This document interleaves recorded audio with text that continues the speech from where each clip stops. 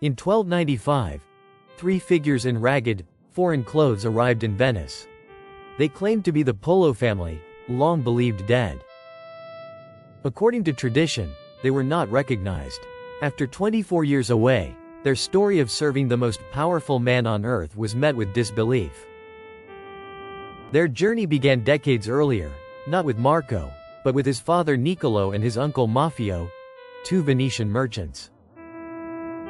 Seeking new markets, they traveled east, deep into the lands of the Mongol Empire, a realm of unprecedented scale. Through a series of events, they traveled further east than planned, eventually reaching the court of the great Khan himself, Kublai, grandson of Genghis Khan. According to Polo's account, Kublai Khan was very curious about the West, its rulers, and its Christian faith. He gave them a golden tablet, a passport ensuring safe passage, and a mission: return with 100 Christian priests and holy oil. The brothers returned to Venice in 1269. There, Niccolo met his son, Marco, for the first time, now a boy of 15. 2 years later, in 1271, they set out again for the east. This time, the 17-year-old Marco joined them. Their mission for the Khan was not entirely successful. They could only secure 2 friars, who soon turned back when war broke out in the region. The 2 friars having turned back, the 3 Polos pressed on alone, beginning what would become one of history's most famous overland journeys. They traveled through Persia, where Marco noted the fine horses and the tales of the old man of the mountain. Next came the treacherous mountains of Afghanistan and the Pamirs, the roof of the world.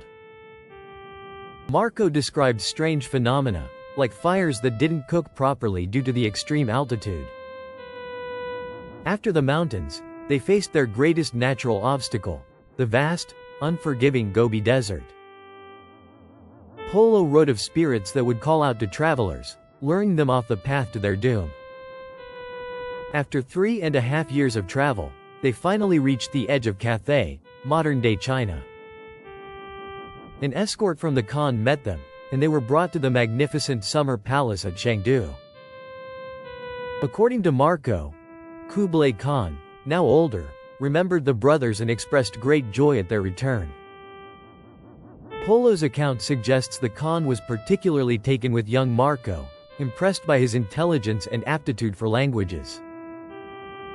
The Polos presented the holy oil from Jerusalem, the only part of their mission they had managed to complete. So began a new chapter. The Polos would not be guests, but residents, staying in the Khan's service for 17 years. According to his account, Marco became an envoy for the emperor, traveling across the vast Yuan dynasty. He observed things utterly alien to a European: a black stone that burned like wood, coal. He described a society that used paper for money, a concept largely unknown in the West at the time. The Khan's government could simply print this money, backed only by the emperor's authority. Marco described in detail the imperial postal system, with riders and stations that could reportedly cover up to 250 miles in a day. He described the grand capital city of Dadu, modern Beijing, with its grid-like streets and immense walls. According to his account, Marco's service was so valued that he was made governor of the city of Yangzhou. However, Chinese records from the period make no mention of a European governor, a point of contention for historians. Regardless of his exact title, Marco was a keen observer, detailing the customs, commerce, and daily life he witnessed. He saw the Great Canal, a massive engineering feat that transported grain and goods throughout the empire. He described the Khan's magnificent hunts, with thousands of beaters, and his use of cheetahs and eagles. The Khan's banquets were legendary, with thousands of guests and barons who had to wear special slippers to approach the throne.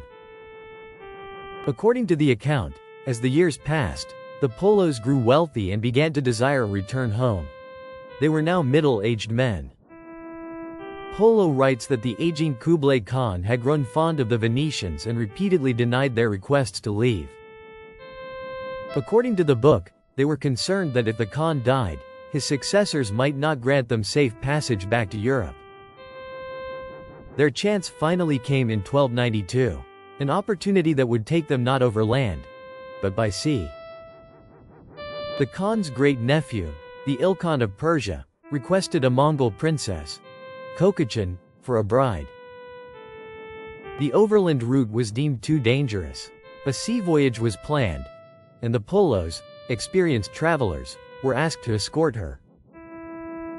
According to Polo, Kublai Khan reluctantly agreed to let them go, appointing them as escorts for the princess. A fleet of 14 junks set sail from southern China, carrying the princess, the Polos, and a party of 600 people. The 2-year sea journey was even more perilous than their trek across Asia. They stopped in Vietnam, Sumatra, and Sri Lanka, with Marco documenting the exotic cultures and goods at each port. Disease and storms took a heavy toll. According to Polo's account, of the 600 people in the wedding party, a vast number perished, with some versions of the story claiming only 18 survived. The Polos and the princess were among the few survivors. They finally reached Persia and delivered their charge. There, they learned that Kublai Khan had died while they were at sea, confirming their earlier concerns about a change in power. With their mission complete and their patron, the Khan, now gone, the path home to Venice was finally clear. They arrived back in Venice in 1295, 24 years after they had left. They were strangers in their own home. According to a popular story, to prove their identity and wealth, they held a banquet where they appeared in their worn Mongol robes. The tale continues that they then cut open the seams of their garments, revealing a fortune in hidden jewels that spilled onto the table. Whether this dramatic story is true or not, the Polos re-established themselves in Venice. But Marco's adventures were not over. 3 years later, he was captured in a naval battle between Venice and its rival city-state, Genoa. In a Genoese prison, he met a fellow inmate, Rustichello da Pisa, a known writer of romances. To pass the time, Marco dictated the story of his incredible journey. Rustichello wrote it all down. The result was a book, known in English as The Travels of Marco Polo. In Italy, it was often called Il Milione, a nickname whose origin is debated by historians. Many of his contemporaries found it difficult to believe his tales of a world so different from their own. Paper money, burning rocks, a city larger than any in Europe, it all sounded like fantasy. Even on his deathbed, it is said a priest urged him to retract his fabrications. Polo's reported reply was defiant, "I have not told half of what I saw." Despite the skepticism, his book was copied and translated, spreading across Europe before the printing press. It provided the West with its first comprehensive look into the Far East, shaping European imagination for centuries. 2 centuries later, a copy of the book, filled with handwritten notes, would belong to another Italian explorer, Christopher Columbus.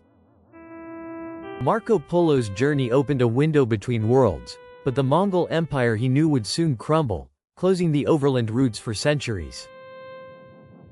The story of the Mongol Empire's rapid rise and fall is a tale of its own.